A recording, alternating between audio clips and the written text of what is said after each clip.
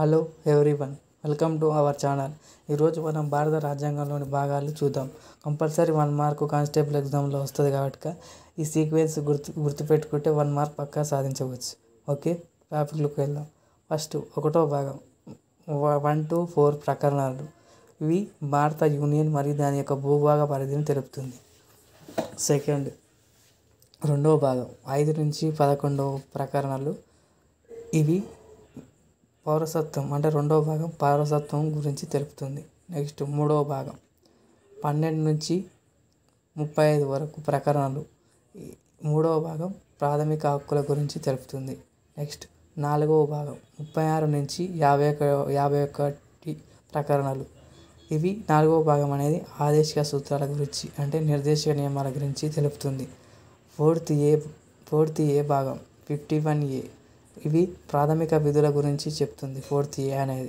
Next 5వ భాగం 52 నుంచి 151 ప్రకరణలు. 5వ భాగం అనేది కేంద్ర ప్రభుత్వం గురించి తెలుపుతుంది. నెక్స్ట్ 6వ భాగం 152 నుంచి 237 వరకు. ఇది రాష్ట్ర ప్రభుత్వం గురించి తెలుపుతుంది.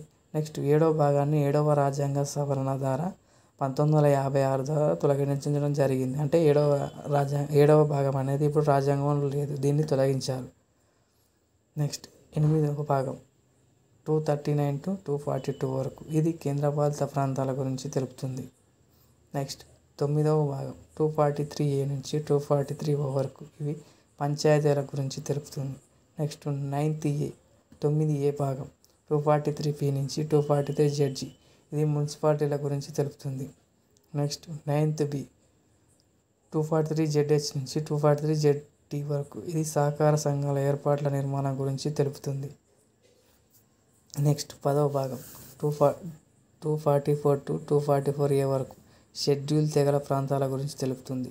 11వ భాగం 245 నుంచి 263 వరకు.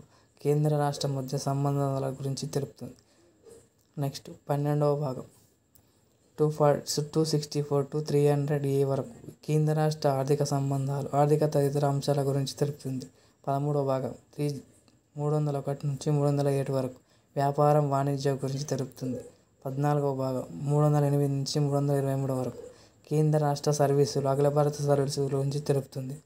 నెక్స్ట్ 15వ భాగం ఎన్నికల సంఘం, ఎలక్షన్స్ గురించి తెలుపుతుంది. ఇది 324 to 329 వరకు ఉంటుంది.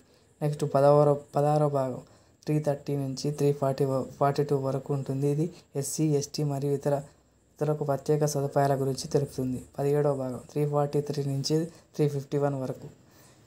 ఇది అధికార భాషల గురించి తెలుపుతుంది. 18వ భాగం 350 to 360 అత్యవసర పరిస్థితులు అంటే రాష్ట్రపతి పాలన, ఆర్థిక అత్యవసర పరిస్థితి గురించి తెలుపుతుంది.